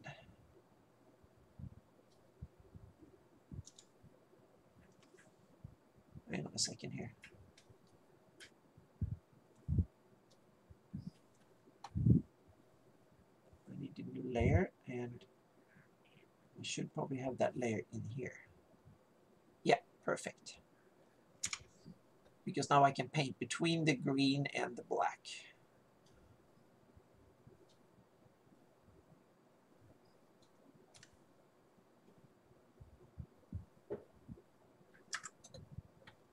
And I don't think I need to have it that visible. It stands out a little bit. So I'm just going to do it like that and then zoom out. We're slowly getting there. This has been great for me. You know, I've been a long-time fan of both of you, so I just love watching you both be creative at the same time. Okay, cool. Yeah, I hope we don't overlap Alyssa's too much. So here we can actually, yep, we can work on this. No, you're not overlapping me at all, darling. You're good to go. Okay, good. Yeah, this was so much fun. Thank you, Alyssa, for coming up with this idea. Yeah. Well, it was kind of, you came up a little bit of an idea, and I came up with a bit of the idea, and we kind of worked together. And yeah, because I was like, hey, do you want to come hang out? And you were like, well, how about we both hang out at the same time? Yeah. Mm-hmm. And now we have a new show. Yeah, I believe that's called collaborating. Yep. Okay, so now I'm going to test again and see if we can make this into. First, now we're going to see if we can try some Photoshop magic here first. So I copy, and then we put it on top here, paste it in place, and now I'm going to save it just in case the power goes out or something happens. Now we can see if we can tweak it using a neural filter, or however you. This is part of the fun here. So now we can tweak it and see what we can make. There we go. Then we preserve color. That's looking pretty diabolical. Yeah. All of a sudden it doesn't look that bad. So I'm going to steal that one. And now I'm going to save it. And then I'm going to go in here again. And now I'm going to use the neural filter. So you're doing great under pressure, by the way, Anna. I know the feels when I was drawing Teagle and people were shouting out things for me to add to the rooms. And I'm like, yeah, that's cool, but I can't draw. Exactly. This is, you just make you kind of work under pressure. Sometimes that's actually good. And they were like, okay, so do a brazen ball. I'm like, all right, yeah, that's a cool torture implement. Now you're going to get to see how badly I draw it. Yeah. And it turned out awesome. It turned out okay. Yeah, we did okay. It just takes me so much longer, you know. Yeah, but that's what helps raise the bar on your maps. I think all those little Easter eggs you put in there too. That's the fun stuff when you add Easter eggs to your maps. That's what it's all about. Yeah. Ooh, that one can look cool. So especially with the one you like to put Zach and Jen's Easter eggs in on all those maps. You put them on now. Exactly. At least 4 now. I think you put them in. Any battle scale map, they're on it. They have to be. Right. Yeah, and they've been on at least one. They've been on 2 GaryCon maps. They're going to be on every GaryCon map I do. Cool. That one might work too. Preserve color. Yeah, I'm going to keep that one and then see. So this is actually a really cool feature that is very recent. It's still in beta, or maybe it's no. I think it's now a fully feature in Photoshop. But it's one of the new ones when you actually take an image and you convert it into another style, and that is a godsend for this type of work. So you can create something to start with, and then you can tweak it a bit. So to be honest, that one did look kind of good. So I do like what Photoshop has been doing with their AI filters and stuff. yeah, it's actually brilliant. So I'm going to showcase a bit here. So yeah, I'm going to. And Jen, you gotta love the Teagle map. Your Easter eggs on it. You can't not love it. You and your hubby. I think the Teagle map was one of my best. I agree. I'm biased. So There's a lot of love on that Teagle map. I definitely enjoyed watching you do it. Anything that I think you pour some emotion into, a lot of like, you know, your inner self has to be, and at the end of the day, I streamed the whole thing, and then we did the week of Teagle, where I streamed 10 hours a day just working on Teagle. That's good times right there. You don't get that often. It makes it for a totally different creative process. Just interacting with the audience at the same time and getting suggestions from them. At least in the earlier stage.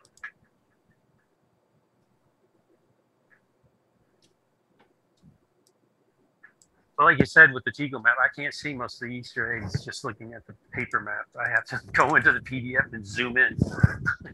Yeah, no, the level of zoom on that, or the level of detail, is ridiculous. There's probably Easter eggs on that map that no one's found yet. Well, yeah, they'd have to look in the PDF and zoom in to even have a chance, in my opinion. I have games in progress on that map, like a little GM screen and character sheets and dice on the table. Yeah.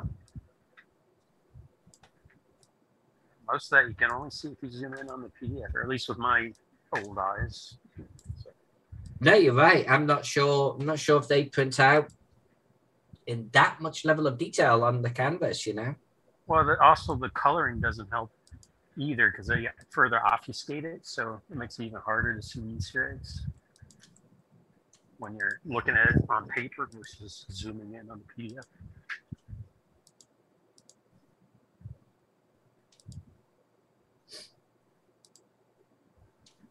That's right, Jen. You gotta love all the Alyssa's maps. That's the default right there.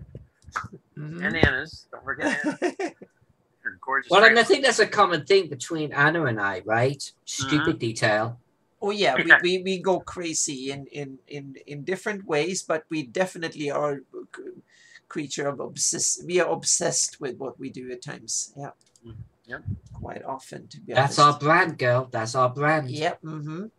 Absolutely. Now I actually think I have something that doesn't look terrible. Just need to get rid of some of these things here. The problem is that the tail look a little bit like a sad vegetable at times, but I'm going to. Okay. Yeah, but vegetables are evil, so that's okay. Yeah, it's going from evil to sad, so but it's not terrible. So that is the vector version of it.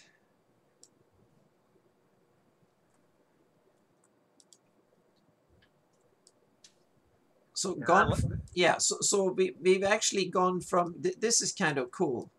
So we've gone from that version from this goat here to that goat. Yeah. In what is it, taking half an hour, 45 minutes, something like that? I lost track of time. I don't know. I think but the counter's at almost 2 hours. Yeah, it's not terrible, but it's not, but it's good enough for the purpose. Meaning we don't need to have the best illustrations in the world, so to speak. So now I'm going to Right, because it's half of a shield, right? It's 1/3 of a shield, so it's not A third of a shield. There Yeah. you go. So it's not that much to that we need to tweak, so to speak. So now I'm going to make sure I saved everything here. So you have the warmth and goats and stuff. So And Jen, I totally agree with you. They are absolutely carving out their niche in history. Yes. I don't know about you, Anna, but I think you feel the same way. When you and I pass off this mortal coil, our maps will live on. I think that's what we will be remembered for more than anything. I think Probably. is the maps. Yeah. Mm-hmm. Yeah, they're out there now. That's Unless, definitely. of course, I outlive you because I've interacted with you guys so much. I'll remember you as yous.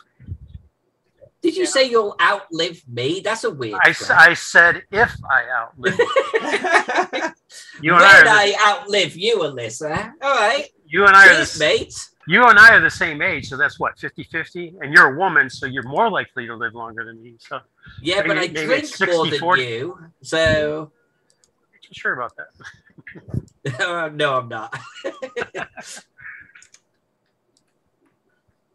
I don't know, man. Maybe you and I will be here when we're 90 years old going, see, well, we're both still here. Yep. Oh, that's how long my wife tells me I have to live. So, probably. I wonder what edition they're on D&D. They probably all still call it D&D, but it's probably D&D edition 12 or something like that. And we can complain about all the edition wars we've survived and stuff. So, yeah.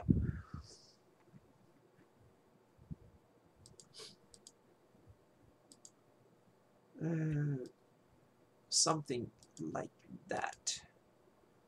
She's already doing a college thing there, Langscath, a wizard's college thing. So that maybe somebody, Langscath suggesting Fellows Hall, a small but well fortified academical college kind of thing. Probably consider that part of the wizards. Yeah, I was going to do a college coming off the wizards. Yeah. For sure.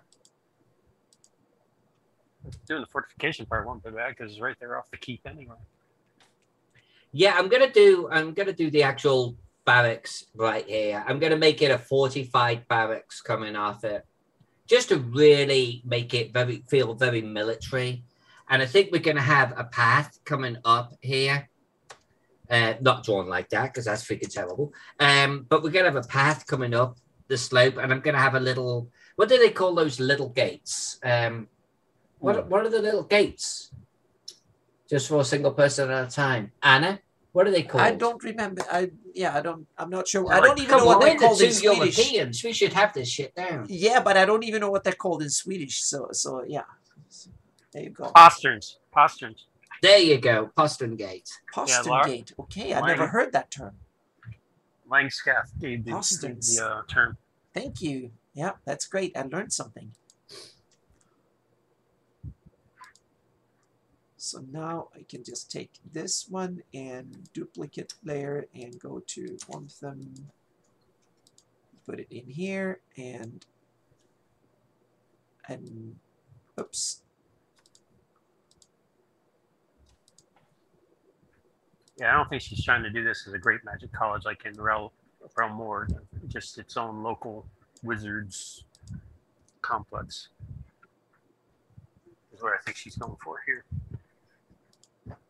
The city of this size would definitely have wizards to protect it and stuff. You said 200,000? We're going to have some wizards. We're going to have some wizards. You said the population is 200,000, right? No, just 20,000. Oh, 20. Yeah, it's like 19,200 or something. Yeah, that's plenty big enough to justify having its own wizards and wizards tower and stuff. Yeah, I figured like off towards like this area right back here is, we're going to do the campus. Mm-hmm. Plenty of room for it. Oh, yeah. And I kind of want the central keep to feel a little bit compacted. Like there's stuff going on there right in the heart of the city. Makes sense. Plus, it's a city that obviously built itself up around that. So exactly, and that's what I want it to feel like. And so a campus will definitely help towards that feel.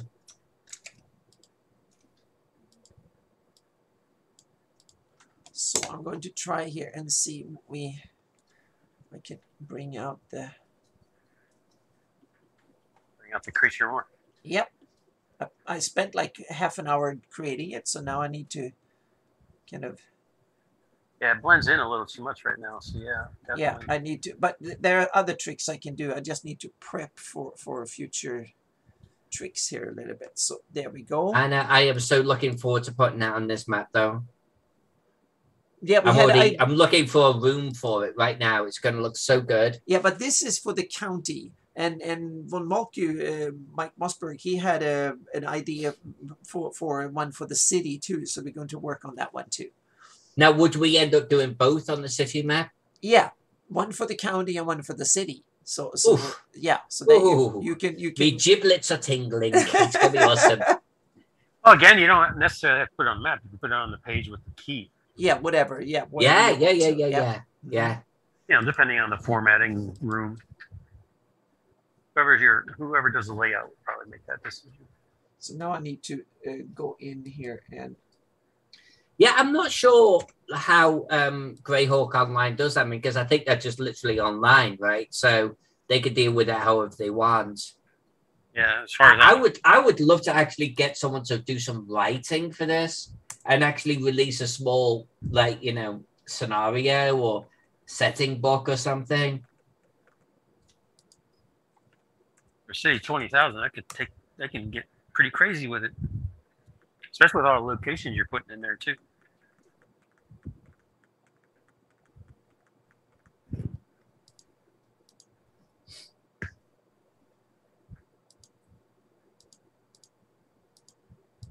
Okay, so now we have the bow and arrow. Now I need to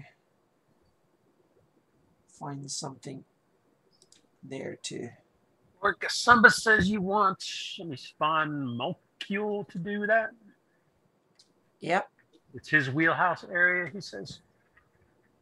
I want to know why Gasumba's still here in the chat. Wasn't he tired? Isn't he going to bed? If he's going to hang out, he needs to get into the Zoom with us. Yeah, he says he's chilling, so he should be able to get in the Zoom. All right. Chilling's good. He doesn't have my Zoom. Oh, Nate's your Zoom. It's my Zoom. Yeah, I could send him my Zoom. Yeah, so it's. But he probably just wants to chill and drink and just. He's indicating shortly. I guess he says. I guess he's meaning give him some time, and he wants to. I'm guessing shortly, like crashing, go to bed or something. It could be that too. Oh, he says he looks like shit. He's on vacation. Mm-hmm.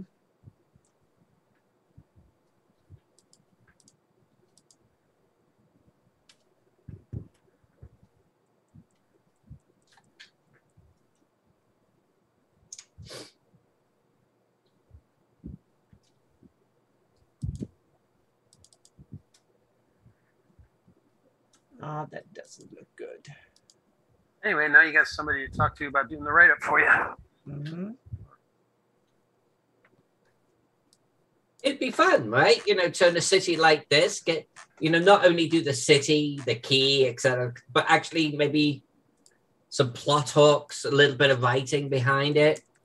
That'd be kind of cool. Like, I look at this map, I'm honestly really enjoying the creation part of this map, but it's like, I don't know, it's taking on a personality. I would put this in my game. I want to play in this city. Yeah, you got all the cool locations that you're adding in there. You know, it's telling its own story.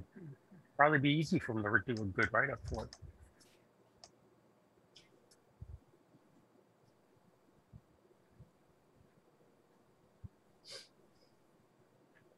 Oh, Lord Gasumba is saying he hasn't shaved in a few days and he looks weathered.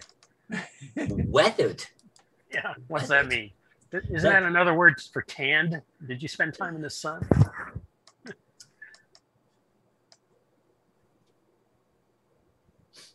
Weathered is a good phrase. That's a polite way of saying he looks old.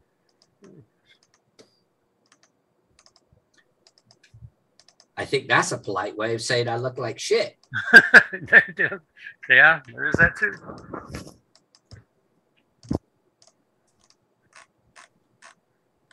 All right.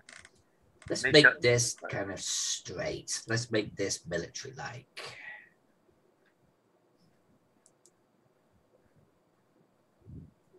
Anna, you're going to draw Greyhawk, right?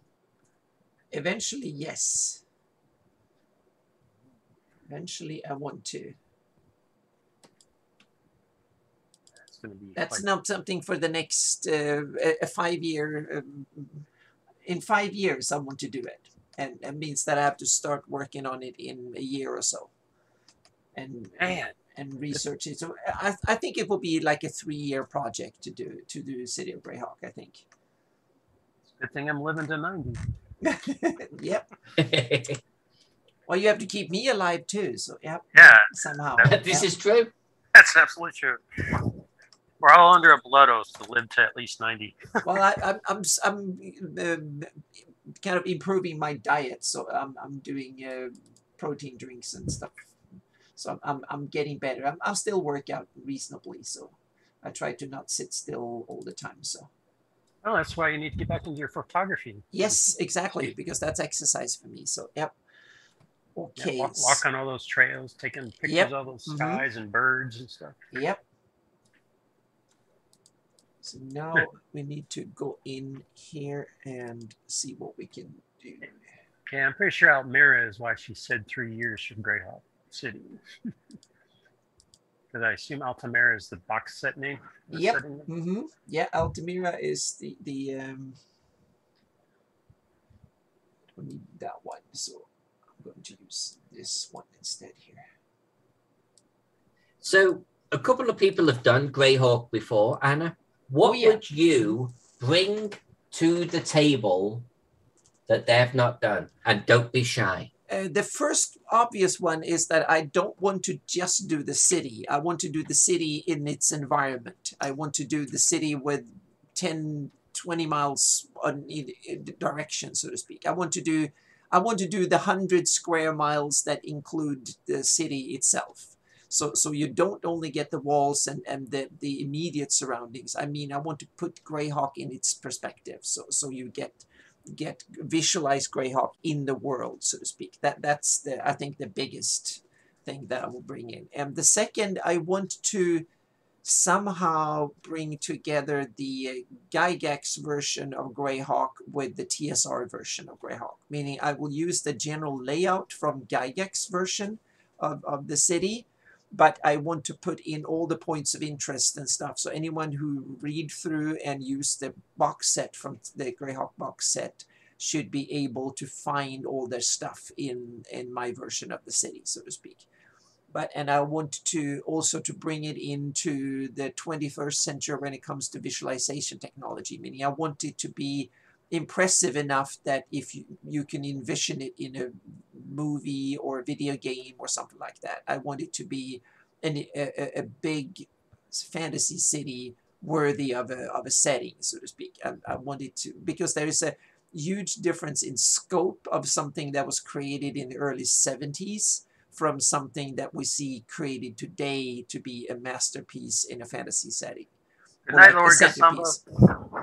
He says he's crashing. He's coming. Okay, good night. Have fun and yeah, sleep well and enjoy your last few days of vacation, or maybe you're going home tomorrow. I'm not sure. Yeah. He's home now. He's doing a show. Sunday. Oh, okay. You're already home. Yeah. Oh, so then he's you gone home. take care and good to have you home and sleep well and then we'll see each other on Sunday. Says he will stay in. What the hell is that? Oh, he's going to stay in lurk mode apparently. Ah, okay. Yeah, lurk. Yeah, that's good for the numbers. Yeah.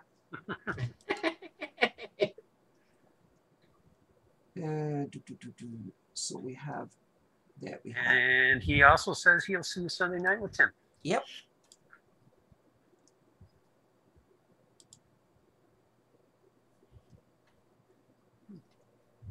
So I'm going to first I'm going to open that in. You got that standing out a lot better. The goat thing.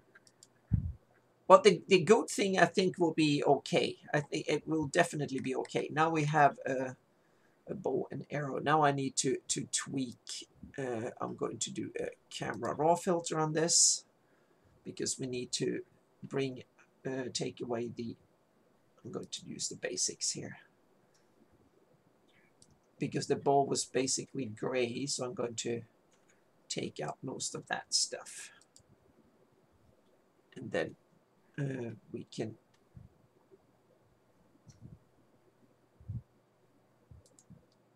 duplicate layer, and now we're going to take image, edit, and we're going to do puppet warp.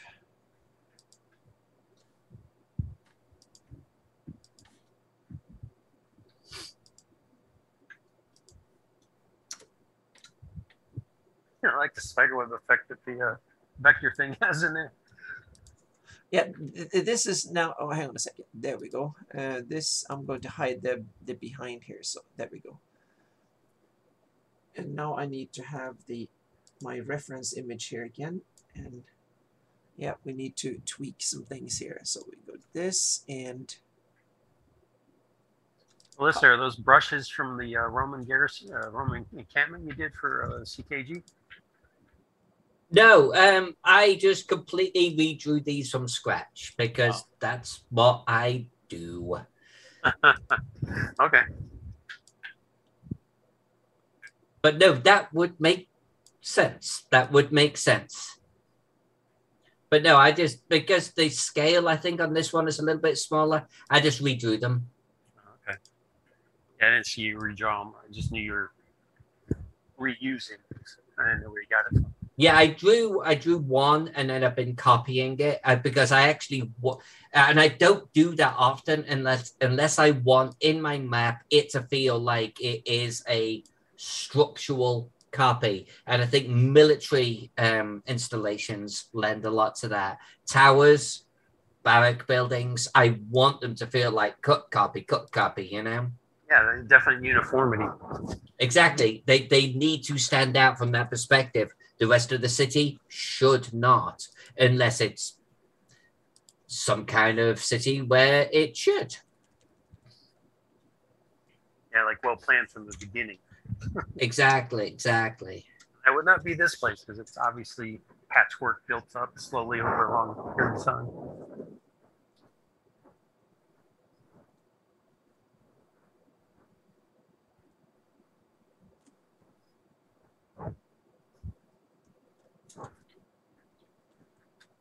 Yeah, I'm going to make this work. This is going to look good.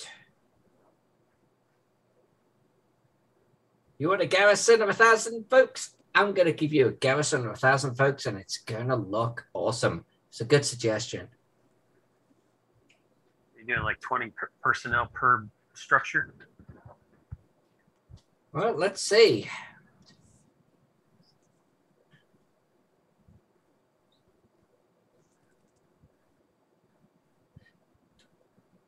There's 48 just in that area. We're easily going to double it. Let's call it 100. It's not even 20. So yeah, I don't even need. Well, actually, he said 2,000. No, 1,000, right? 1,000. So it'd be like 10 personnel per building if you're doing 100. So I could probably replicate this once more.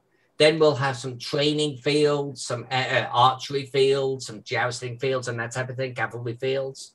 And I think it'll have the right sort of density to it. Now you can have to have stables. Cavalry. Stables, yes. We need some stables. You need them for the city in general anyway. I tend to put my stables next to inns and the likes. Like here's one. I'm going to zoom in out right now. Right. I mean, just for the general city militia, the garrison. Right. Exactly. Yes. And I scatter them around, but I think these guys need almost a Roman style, where you have like the building where the riders are at and stables attached to it.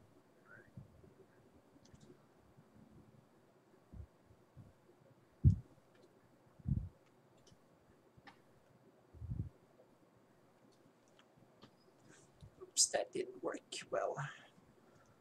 So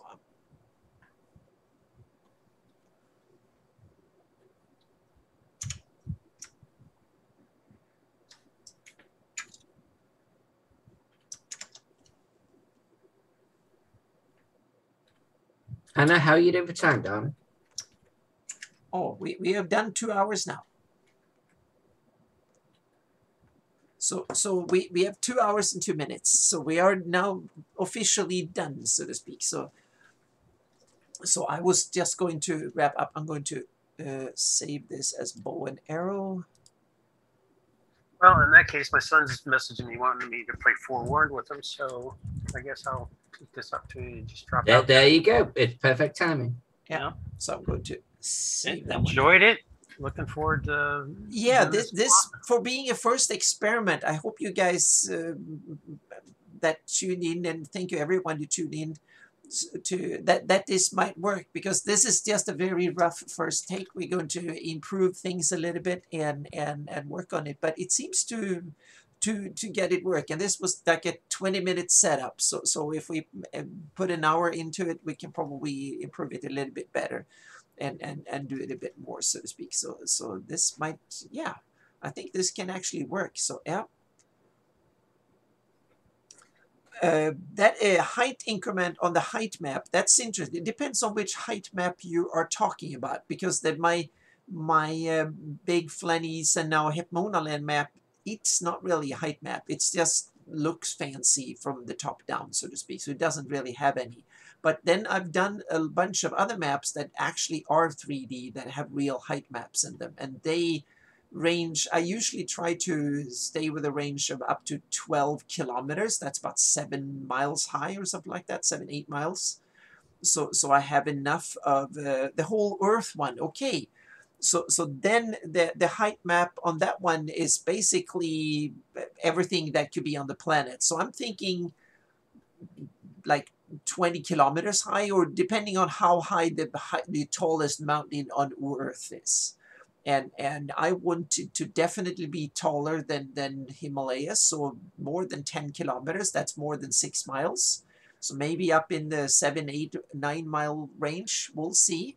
So somewhere around there, we'll keep it. So that's why I've taken height. So I will probably use, I think I will use 20 kilometers in elevation, different the scope of the elevation, so to speak. So I have enough scope. We'll see. I might be enough with 12 kilometers. I might not go all the way up to 20. So we'll see when it comes to the actual thing. But I work with 12 at the moment. 10, sometimes 12, sometimes 20. And the thing is that once I really sit down and start doing it in earnest, then I need to set a standard.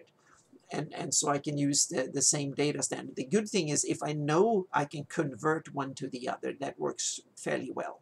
So, but I need to make sure that I don't overdo it or don't underdo it, so to speak. So that's and also when you set a standard, I have to live with it. It was like when I set the standard for my in Bryce 20 years ago, I'm still working with that map standard and that map. So I realize if I do something now, I might have to live with it for the rest of my life, which means that it's not an easy decision, so to speak. So it's a bit tricky, but it's a really good question. So, yep.